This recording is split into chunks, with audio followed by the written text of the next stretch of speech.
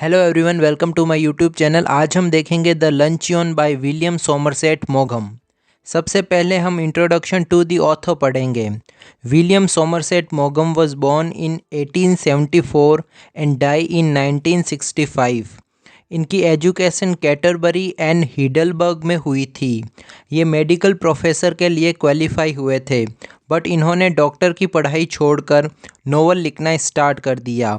फिर धीरे धीरे Somerset novelist, story writer and play writer के प्रोफेशन से फेमस हुए थे। अब बात करते हैं स्टोरी की।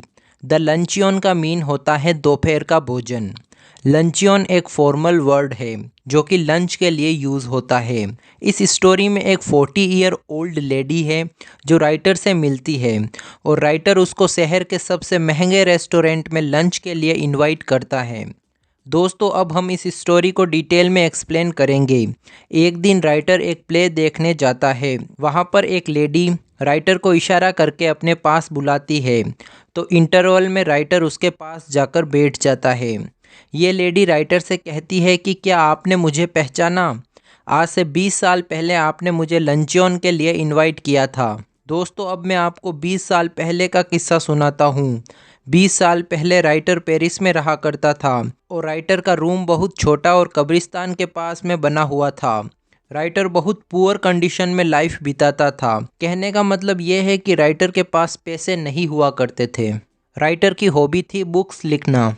एक दिन राइटर को एक लेटर मिलता है जिसमें लिखा हुआ होता है कि मैंने आपकी एक बुक पढ़ी है और मेरे को ये बुक बहुत पसंद आई। राइटर ने लेटर का रिप्लाई दिया और थैंक यू बोला।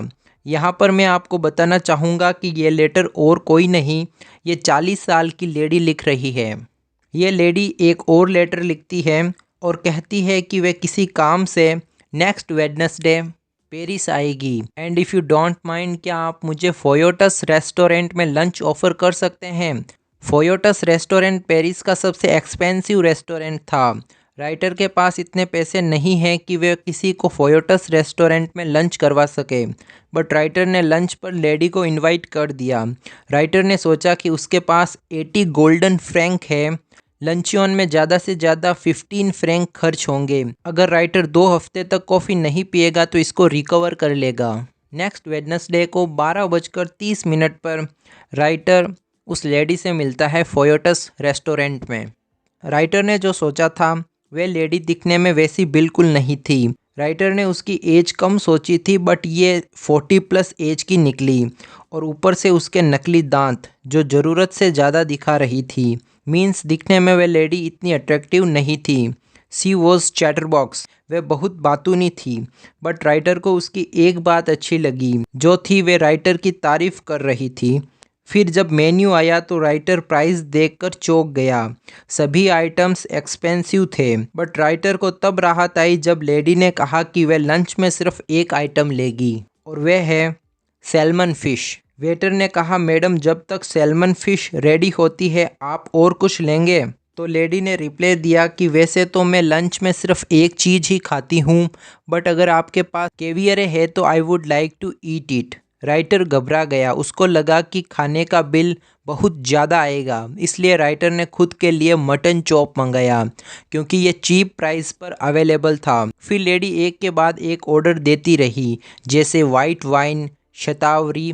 लेडी बहुत ही आराम से लंच कर रही थी और आर्ट एंड कल्चर, म्यूज़िक, इनकी बातें कर रही थी। दूसरी तरफ राइटर को चिंता हो रही थी क्योंकि खाने का बिल बहुत ज़्यादा आने वाला था।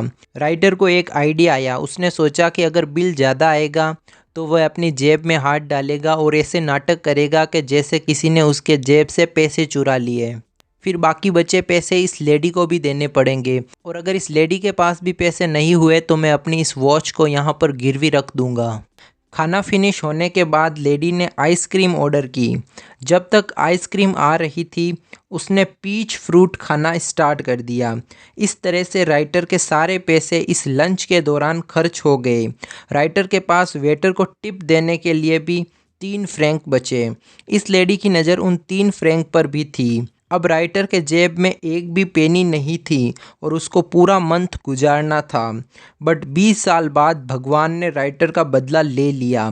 60 साल की उम्र में उस लेडी का वजन 133 किलोग्राम हो गया।